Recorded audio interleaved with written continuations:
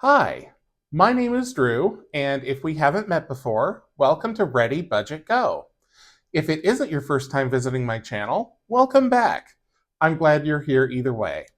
It's Friday, and on Fridays, I do what's called the Weekly Reel, where I cover my real income, my real bills, my real spending, and my real saving.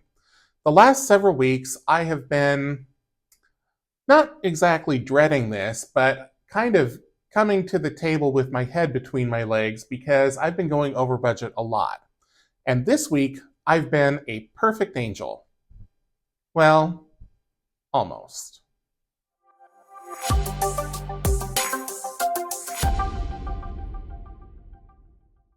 Before I get into the damage I've done, I am going to start by reviewing my goals. And I do this more for myself every week, and it's really helped me keep perspective on what I'm doing with my money and intentionality. I think that's a word that gets overused these days, but looking at where I'm going with my money has really helped me stay focused on keeping things in check, and that is starting to show up in the budget numbers that I go over each week. So I have on my goal sheet 5 goals that I've already completed, the first 5 here. I fully seeded my business, so that was done. My emergency fund is fully funded. I fully funded the big move where I relocated from the West Coast to the Midwest. I contributed the full $7,500 to my Roth IRA, and I fully funded my BLIP fund at $2,500. So all of those are done. The 3 goals that I have left is all sinking funds fully funded by the end of the year. That's a stretch goal, but it's on there. Contribute the full $24,500 to my 401k, and I'm working on that through payroll deductions. I can't do that any other way, but I have made the adjustment to my payroll deduction that will allow that contribution to reach its full potential by the end of the year, or it should. And then stockpile $7,500 toward my 2027 Roth IRA. So ostensibly, this is the one that I'm working on. However, I had a wipeout in my sinking funds a couple of months ago, and so what I'm doing for August and for September too is replenishing those stockpiles that I will need to use before the end of the year. So this is things like I have a credit card fee coming up. Of course, the holidays are coming up. I've got some travel that I want to do. So anything like that is getting money in August and September, and then October, November, December, I will start working on stockpiling toward my 2027 Roth IRA. If I don't make it, that's okay. I've got the entire year of 2027 plus the first 3.5 months of 2028 to save up for my Roth IRA contribution, so there's plenty of time, but I do still want to have it as a goal just so that I've got a North Star to work toward. Okay. Moving on, let's talk about what happened in the budget this week. And I will explain shortly why I have the flash binder with me. So paycheck one, $2,657. This came in on Friday of last week, so $2 over where I thought it would be. I don't know why. The difference is in the state income tax. It's either the state or the local. One of those, there was a variance that I wasn't expecting. I don't know. It's $2 more. If I end up owing the state or the city money at the end of the year, then that's the way it goes. For those who don't know, in Ohio, you pay the state income tax and you pay the local income tax.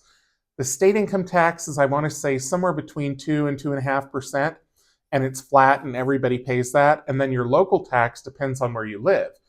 Excuse me, because I live in a larger city, I tend to pay a higher tax rate than people who live out in the boondocks just because there are more services here, right? So there's parks, there's public sanitation, there's more infrastructure, there's more roads, there's all of that. So we pay more to live in the city.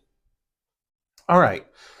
Excuse me. In terms of bills, nothing came out this week. Anything that is highlighted in purple is from this past week, so nothing there. Wallet spend, I had budgeted $250 and I spent $212.59, which is fantastic. This is the first time in a while that I've been under budget without having, excuse me, without having another week where I was over budget to kind of make up for it.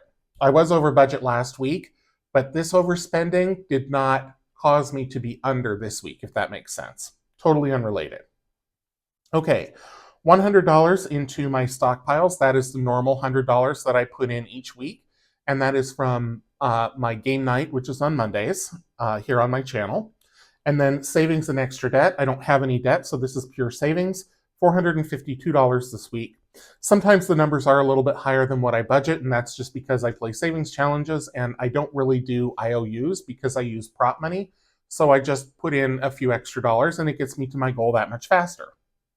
So that's it for this sheet. Let's move on to the cash flow tracker. So this is more or less a check register. So this is everything that came into and went out of my checking account so far this month. This last week, that paycheck was deposited. That's over here. And then over here, I had a credit card payment that came out for $476, another credit card for $25, and then the transfer to my savings account for my stockpiles, $452. So just 4 transactions this week. And then let's talk about the expenses, because here is where I am super proud of myself. I did grocery shopping at Aldi, and this is for things like fresh fruit and vegetables, popcorn I usually buy every week,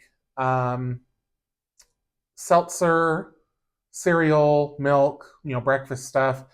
All of my other food spending is either, well, most of it is from Factor. So I get 14 meals a week, cost me $128.69. And then I did go to DoorDash once, and that was $15 and change. So all in all, pretty light spending. Only 3 transactions, under budget from what I gave myself with the $250, so I'm very pleased with that. Let's see, I don't think there's any savings to talk about because everything is kind of where it's been. I will do a new emergency fund builder worksheet at the end of the year, or toward the end of the year, excuse me, because one of my 2027 goals is going to be to increase my emergency fund, and I'm planning on doing that every year, just to keep up with inflation and things like that. So currently my emergency account has $15,000 in it. I rounded this up to $15,000.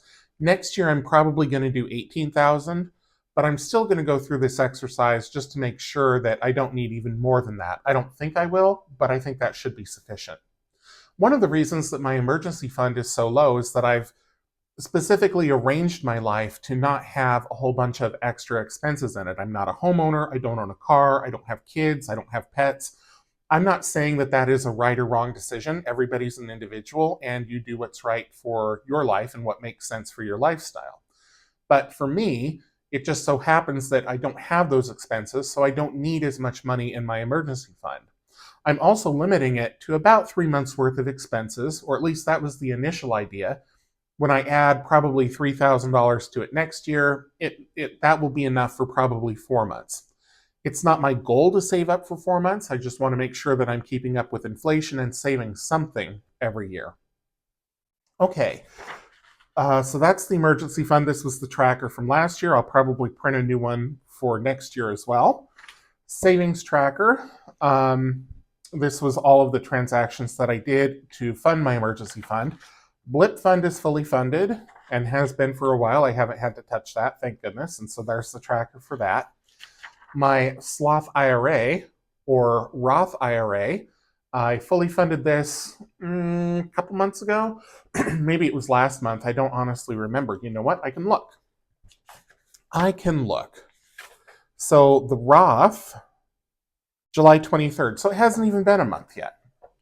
But that is done. And $5,000 of this came from subscribers. So when I had fewer than 1,000 subscribers, I was saving $10 for, excuse me, or I'm sorry, $5 for everybody who subscribed, I think. Was it $5?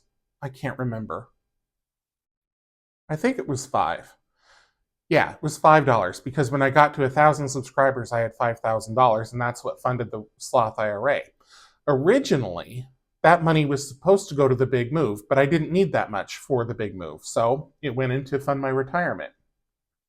So, and then the tracker for that, and then we're into the yearly tracker. So that is it for savings. Now, let me talk about where my halo slipped a little bit this week. And I actually need that other binder back, and I need Magna Carta. This is Magna Carta, if you haven't met her. She is the most wonderful pen ever with a magnetic, oh, so satisfying cap. And so what I need to do is record on the household tracker. This was on, when was this? This was yesterday, so it was the 19th. I went online to Pottery Barn, and I already can hear the groans. Pottery Barn, and I spent $134. So that puts me in the negative at $126 for this envelope. Now, the reason that I spent money at Pottery Barn is because when I moved into this apartment, I originally was going to buy Pottery Barn dishes as part of just getting a new kitchen.